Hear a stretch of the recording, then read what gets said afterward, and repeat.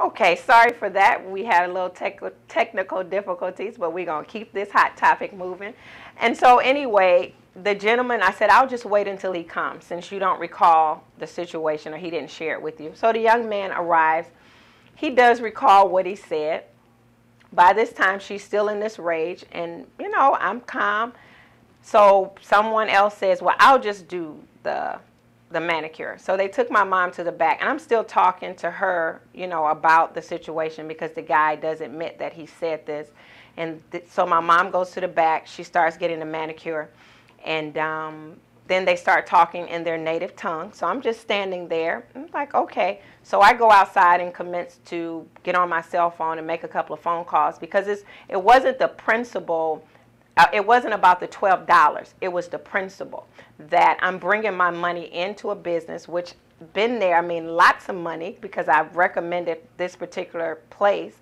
And now it's an issue. I was looking for a service of saying, you know what, I'll give you, you know, the complimentary service just on GP. No other problems. But it was a problem. So I left out of the salon while my mom was receiving, and I started to call a couple of people. And I think out of the course of her seeing me on the phone, I guess I would say she came to herself.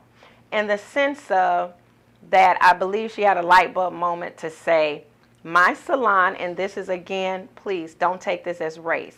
My salon is full of African American women, and I just, you know, showed out in front of them, and I need to go outside and make this better because the dollars that's in your salon right now, even though it is Asian, Chinese, whatever, we were the clientele. So it cost you more to lose me and me talking about this situation than it was to just give me the $12 complimentary service to be a happy camper and leave.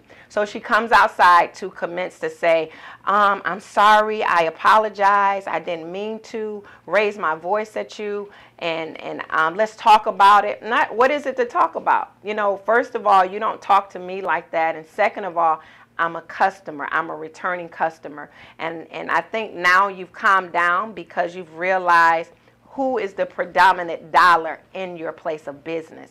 And that at some point you have to respect me. Not even about race. Money is green, and that's what matters. If you're in a business, we give customer service, but it's goods in exchange. And so along with my dollar comes you treating me with respect and not just talking to me any old kind of way and talking in your native tongue to you know, change the subject of the matter. So then she goes into, well, I'll just give you, come, don't be mad. We're cool. No, we are cool.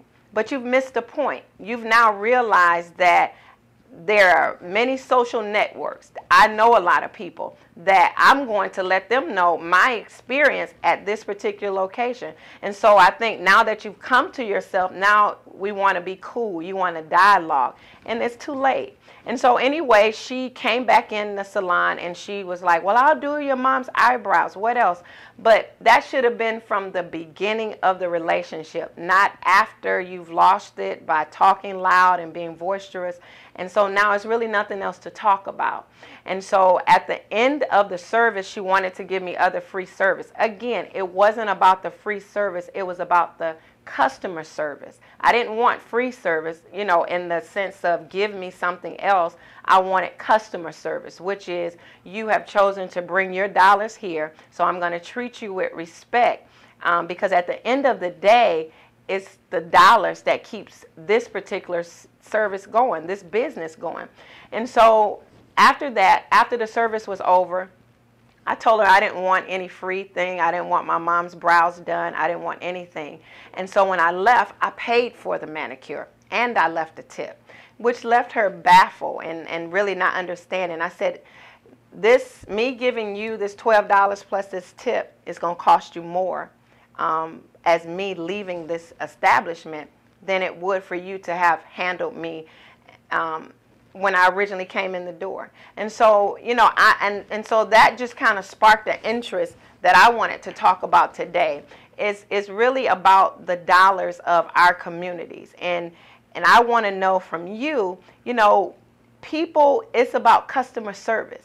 And we have other people who are here in the country and they have money, they're opening up businesses, but are we really supporting? Right now, I want to talk to African Americans, and then when we get to the kingdom dollars, that's everybody that believes that Jesus Christ is Lord. We got kingdom responsibilities. But right now, for African Americans, what I want to say to all of us, and again, I don't want this to be race, but I want this to be about creating wealth within a community. And so I have to say, and I pose to you today, you know, are you really supporting those small African American businesses? Or can I just say minority businesses?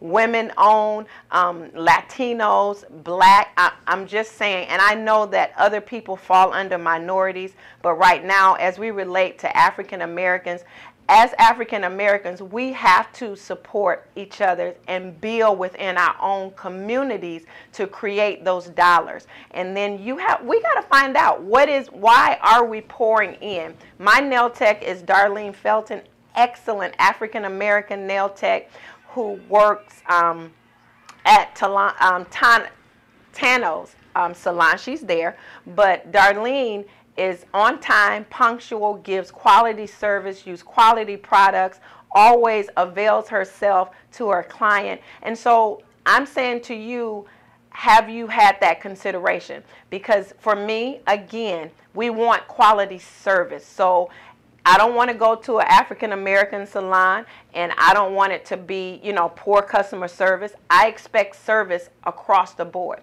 Anytime I'm doing good in exchange, I don't care what color you are, it's that I'm bringing my money, I expect a service.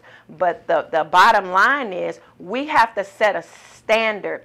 Even if we are on either side, if I have an African American owned business myself, my husband and myself, we are stewards over